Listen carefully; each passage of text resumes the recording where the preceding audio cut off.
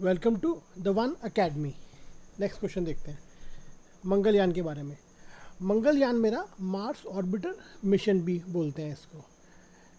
ये जो है हमने नवंबर 2013 में लॉन्च किया था और ये सितंबर 2014 में मार्स का ऑर्बिटिंग इसने स्टार्ट कर दिया।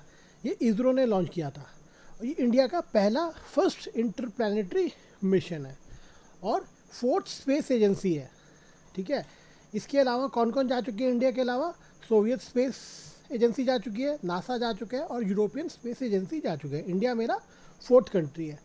बट ये एशियन नेशन पहला है जो मार्स पर गया, first Asian nation to reach the Mars. और ये first nation in the world है to do so in is first attempt. पहली बार में हम मार्स पर चले गए हैं। तो क्वेश्चन देखते हैं क्या है। Consider the following statement, the Mangalyaan launched by ISRO is also called the Mars Orbiter mission। बिल्कुल ठीक है। It made India the second country to have a spacecraft orbiting the Mars after USA। नहीं, इसके अलावा रशिया और Europe भी जा चुके हैं। इंडिया मेरी फोर्थ कंट्री है। थर्ड है, made India the only country to be successful in making its spacecraft orbit the Mars in its very first attempt। yes, ये ठीक है। First nation in the world to do so in its first attempt. तो मेरा 1 and 3 ठीक है। So C is my answer. उसके बाद ये पूछ रहा है split in Indian National Congress का रीज़न। तो जो एक्सट्रीमिस्ट को लगता था कि पीपल हैड अराउज्ड और the battle for freedom had begun, उनको ये मन था कि एक बिग पुश देकर ब्रिटिशर्स को ड्राइव आउट कर दिया जाए। And they considered the moderates to be a drag on the movement. Extremist और मॉडरेट्स के काम करने के तरीकों में फ़र्क था। यही मेरा कारण बना स्प्लिट का, इंडियन नेशनल कांग्रेस का सूरत में 1907। तो क्वेश्चन देखते हैं क्या है।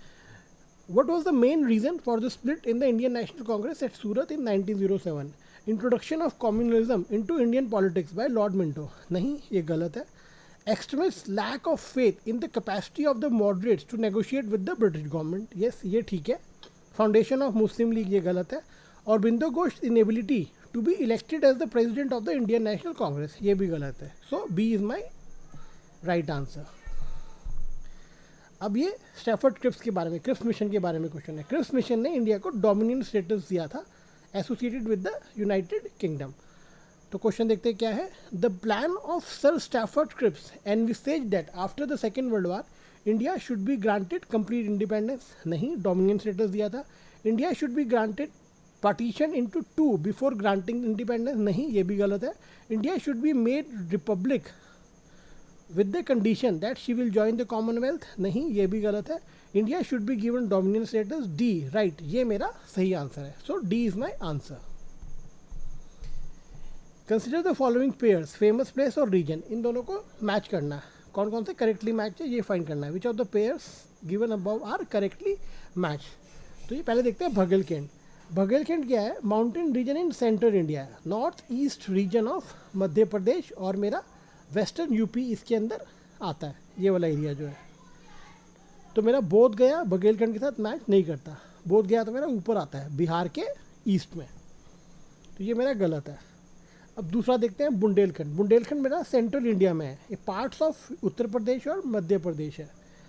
अब मेरा एक डायनेस्टी हुआ करती थी चंडेला ऑफ जीजा का भुक्ति।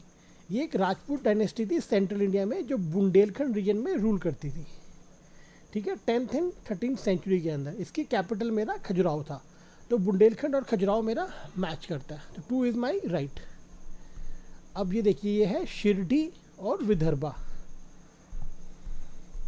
अब शिरडी मेरा यहाँ पर है, लेकिन विदर्भा रीजन मेरा किधर होता है? विदर्भा रीजन मेरा इधर होता है। This is my Vidarbha region. तो ये मैच नहीं करता।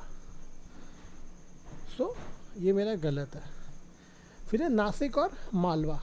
नासिक मेरा यहाँ पर है, लेकिन मालवा प्लेट्यू मेरा ऊपर होता है मध्य प्रदेश की तरफ में। ठीक है, ये मेरा मालवा प्लेट्यू है। तो मेरा फोर्थ वाला भी नहीं मैच करता। फिर है मेरा तिरुपति और रायलसीमा। तो ये देखिए, ये मेरा तेलंगाना एरिया है और ये मेरा रायलसीमा एरिया है और ये मेरा कोस्टल आंध्र है। ये मेरा तिरुपति है, ये मेरा रायलसीमा में है। तो ये मेरा मैच कर रहा है। तो ये मेरा ठीक है। सो 2 and 5 मेरा ठीक है। C is my answer.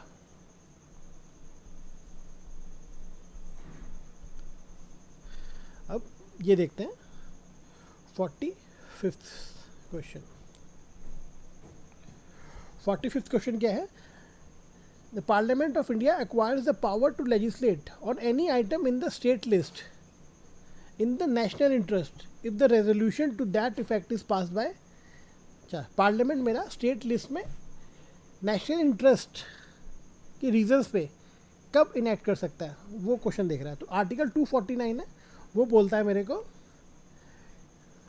कि इफ द राज्यसभा एक रेजोल्यूशन पास कर दे बाय 2/3 मेजॉरिटी से, बाय 2/3 मेजॉरिटी से मेरा एक रेजोल्यूशन पास करे 2/3 majority of present and voting, कि कोई सब्जेक्ट है स्टेट लिस्ट के अंदर जो कि नेशनल इंपॉर्टेंस का है और पार्लियामेंट उसको लेजिस्लेट करे, तो पार्लियामेंट उस पर लेजिस्लेट कर सकता है। कितने टाइम के लिए? For 1 year. लेकिन अगर राज्यसभा चाहे तो हर साल उसको एक एक साल करके उसको इंक्रीज किया जा सकता है। तो वही क्वेश्चन है। तो वो कैसे होता है? Rajya Sabha by majority of not less than 2/3 member of its present and voting. तो 2/3 मेजॉरिटी से वो पास होता है। So D is my right answer. Thank you. आगे के क्वेश्चन नेक्स्ट वीडियो में देखते हैं।